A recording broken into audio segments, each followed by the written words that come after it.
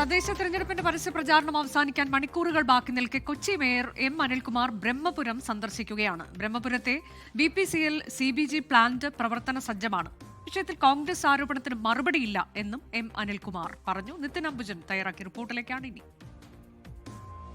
കൊച്ചിയിൽ ഇടതുമുന്നണി മുന്നോട്ട് വയ്ക്കുന്ന ഏറ്റവും പ്രധാനപ്പെട്ട വികസനത്തിന്റെ ഐക്കണാണ് ബ്രഹ്മപുരം. ആ ബ്രഹ്മപുരത്തിലാണ് ഇപ്പോൾ തെരഞ്ഞെടുപ്പിന്റെ പ്രചരണത്തിന്റെ അവസാന മണിക്കൂറുകൾ മേയർ ഇപ്പോൾ എത്തിയിരിക്കുന്നത്. മേയർ എം അനിൽകുമാർ ബ്രഹ്മപുരത്തിന്റെ വിവിധ ഇടങ്ങളിൽ സന്ദർശിച്ചു. ഇപ്പോൾ 24 ചേരുകയാണ്. ഈ തെരഞ്ഞെടുപ്പിന്റെ അവസാന മണിക്കൂറുകൾ ഇങ്ങനെയൊരു സന്ദർശനം ഇതൊരു പുതിയ കാഴ്ചയാണ്. ഇത് നമ്മൾ ഉദ്ദേശിക്കുന്നത് ഇതൊരു സർക്കുലർ റോഡാണ്. നമ്മൾ പറഞ്ഞു ഒരു ഹാഫ് കണ്ടില്ല നിങ്ങൾ, ഇവിടെ വരെയുള്ളത് ക്ലീൻ, ഇപ്പുറത്തേക്കാണല്ലോ ഇനി ശരിയാക്കാനുള്ളത്. അപ്പോൾ അത് നമ്മൾ ഒരു സർക്കുലർ റോഡ് പണിയാണ്. ഇവിടുന്ന് പൈപ്പ് ലൈൻ വഴി തൊട്ടപ്പുറത്ത് കണ്ടതാണ് റിഫൈനറി, ഇത് FSCT ആണ് ഇപ്പുറത്തെ കോമ്പൗണ്ട്. അപ്പോൾ സ്വാഭാവികമായും ഇവിടെ ക്ലീനായി. ഇവിടുത്തെ ഫ്ലാറ്റുകാർക്കാണ് ഏറ്റവും ആശ്വാസം, അതാണ് ഏറ്റവും പ്രധാനപ്പെട്ട പ്രശ്നം. അപ്പോൾ 150 ടൺസിൻ്റെ ആണ് നമ്മുടെ CBG പ്ലാന്റ്. 2 BS പ്ലാന്റ് നിങ്ങളെ കാണിച്ചു, ഓൾറെഡി 2 വർഷമായിട്ട് ഓടുകയാണ്. നിങ്ങൾ അതിനകത്ത് കണ്ടോന്ന് എനിക്കറിയില്ല, വളരെ ക്ലീനാണ്. അപ്പോൾ 250 ടൺ മാലിന്യം സംസ്കരിക്കാൻ ഇപ്പം തന്നെ നമുക്ക് കപ്പാസിറ്റി ഉണ്ട്. ഒരു 50 ടണ്ണിൻ്റെ വിൻഡ്രോ നമ്മൾ ആലോചിക്കുന്നുണ്ട്. അപ്പോൾ എത്രയും 300 ടൺസായി, നമുക്ക് ആകെ 150 ടൺസ് ഉള്ളൂ. അപ്പോൾ കൊച്ചിയുടെ മാലിന്യ ഫുഡ് വേസ്റ്റിൻ്റെ പ്രശ്നം തീരുകയാണ്. സത്യത്തിൽ അവരുടെ ഈ മെഷീനറി കൂടി വാങ്ങിയാൽ നമുക്ക് അവിടെ നല്ലൊരു RDF പ്ലാന്റ്, പ്ലാസ്റ്റിക് പ്രോബ്ലം തീരും.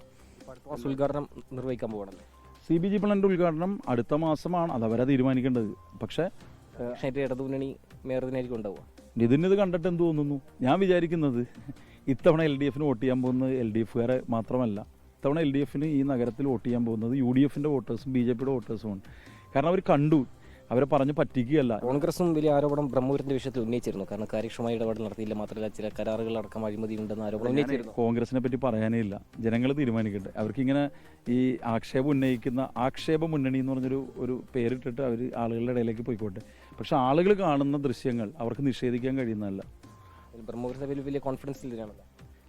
എല്ലാം കോൺഫിഡൻസ് ആണല്ലോ. ഞങ്ങളുടെ സമൃദ്ധി ആണെങ്കിലും ഷീലോഡ്ജ് ആണെങ്കിലും ബ്രഹ്മപുരം ആണെങ്കിലും ഈ പറഞ്ഞ എല്ലാ മാറ്റങ്ങളും ഞങ്ങളുടെ കോൺഫിഡൻസ് ലെവലിനെ വീണ്ടും വീണ്ടും ഉയർത്തിക്കൊണ്ടിരിക്കുകയാണ്. അതിന് എല്ലാ മാധ്യമങ്ങളും ഞങ്ങൾക്ക് നൽകിയ പിന്തുണയ്ക്ക് നന്ദി.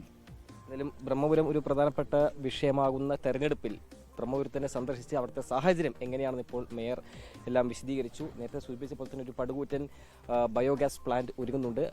വൈകാതെ തന്നെ അതിൻ്റെ ഉദ്ഘാടനം നിർവഹിക്കുമെന്നാണ് വ്യക്തമാക്കിയിരിക്കുന്നത്. എന്തായാലും വലിയ കോൺഫിഡൻസിലാണ് ബ്രഹ്മപുരം വിഷയം ചർച്ചയാകുമ്പോൾ തന്നെ ഇടതുമുന്നണിയുള്ളത്. അത് വോട്ടായി കിട്ടുമെന്നൊരു പ്രതീക്ഷയും ഇടതുമുന്നണി പ്രകടിപ്പിക്കുന്നുണ്ട്. കൊച്ചിയിൽ നിന്ന് സ്വാതി കൃഷ്ണയ്ക്കൊപ്പം നിതിൻ അംബുജൻ, 24.